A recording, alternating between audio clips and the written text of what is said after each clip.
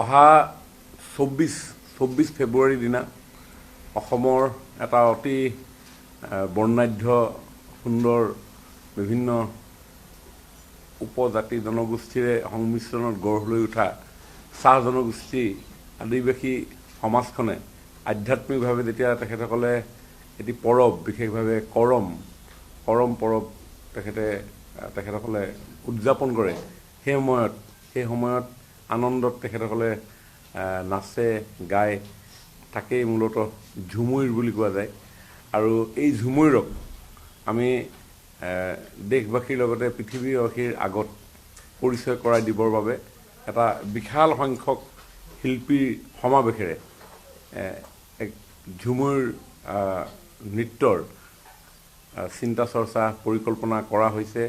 মাননীয় মুখ্যমন্ত্ৰী ডক্টৰ হিমন্ত বিশ্ব শৰ্মা ডাঙৰীয়াই অনুভৱ কৰে যে আমাৰ অসমৰ বিভিন্ন জাতি জনগোষ্ঠীসমূহৰ বৰ্ণাঢ্য কলা সংস্কৃতিক ৰীতি নীতিক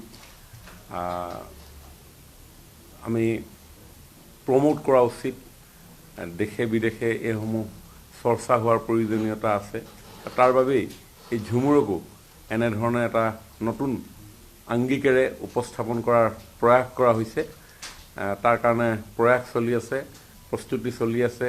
অসমৰ বিভিন্ন প্ৰান্তৰ সন্মানীয় ঝুমুৰ এই সংস্কৃতিটোৰ লগত জড়িত হৈ থকা বিশিষ্ট শিল্পীসকলক লৈ তেখেতসকলৰ দিহা পৰামৰ্শৰে আমি আমাৰ এই গোটেই প্ৰক্ৰিয়াটো আমি আগুৱাই লৈ গৈছোঁ। তাৰ কাৰণে গীত বাণীবদ্ধ কৰা হৈছে। সেই গীতৰ তালে তালে কেনেধৰণে ঝুমুৰ পৰিৱেশন কৰিব তাৰ কাৰণে বিভিন্ন ধৰণৰ পৰীক্ষা নিৰীক্ষা কৰা হৈছে আৰু আল্টিমেটলি আমি এটা ফাইনেল ষ্টেজত আহিবলৈ ইতিমধ্যে সক্ষম হৈছোঁ। আমি অহা কাইলৈৰ পৰা অসমৰ বিভিন্ন প্ৰান্তত যিসকল শিল্পীক আমাৰ নিৰ্মাণ কৰি উলিওৱা যি ফ্ৰেমৰ ভিতৰত যেনেধৰণে ঝুমুৰ পৰিৱেশন কৰিব লাগিব সেইসকলে শিকাবৰ কাৰণে মাষ্টাৰ ট্ৰেইনাৰৰ প্ৰশিক্ষণ অহা কাইলৈৰ পৰা আৰম্ভ হ'ব 3দিনীয়া কাৰ্যসূচীৰে। আৰু এইসকলক আমি শিকাই বুজাই তেওঁলোকক প্ৰত্যেক সমষ্টিয়ে শিল্পীসকলক বাছনি অনুশীলন ইত্যাদি কৰিবৰ কাৰণে আমি তেওঁলোকক প্ৰেৰণ কৰিম।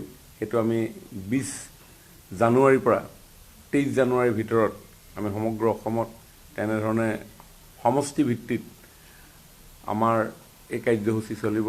তাৰ পৰৱৰ্তী সময়ত জিলা পৰ্যায়ত সমষ্টিসমূহক লৈ তাৰ শিল্পীসকলে বাছনি কৰা শিল্পীসকলক লৈ আমি এটা অনুষ্ঠান কৰিম জিলাই। তাৰপিছত পৰৱৰ্তী সময়ত আমাৰ 19 তাৰিখৰ দিনাখন 19 ফেব্ৰুৱাৰীৰ দিনাখন বিভিন্ন স্থানৰ পৰা গুৱাহাটীলৈ সকলো শিল্পীক নিৰ্বাচিত কৰা শিল্পীসকলক আমি আনিম। 20 তাৰিখে মোষ্ট প্ৰবেবলি 21, 22, 23 এই 3টা দিন সৰু সজাইতে গোটেই অনুষ্ঠানটো হ'ব। এই সৰু সজাইত আমাৰ প্ৰশিক্ষকসকলে সমগ্ৰ অসমৰ ঝুমুৰ শিল্পীসকলক প্ৰশিক্ষণ প্ৰদান কৰিব, তেওঁলোকে অনুশীলন কৰিব আৰু 24 ফেব্ৰুৱাৰীৰ দিনা মাননীয় দেশৰ যশস্বী প্ৰধানমন্ত্ৰীৰ উপস্থিতিত বৰ্ণাঢ্য ঝুমুৰে প্ৰাণ পাই উঠিব। মাদলৰ চেৱত অসমৰ এই কৃষ্টি সংস্কৃতিৰ কথা ভাৰতে গম পাব, পৃথিৱীয়ে গম পাব।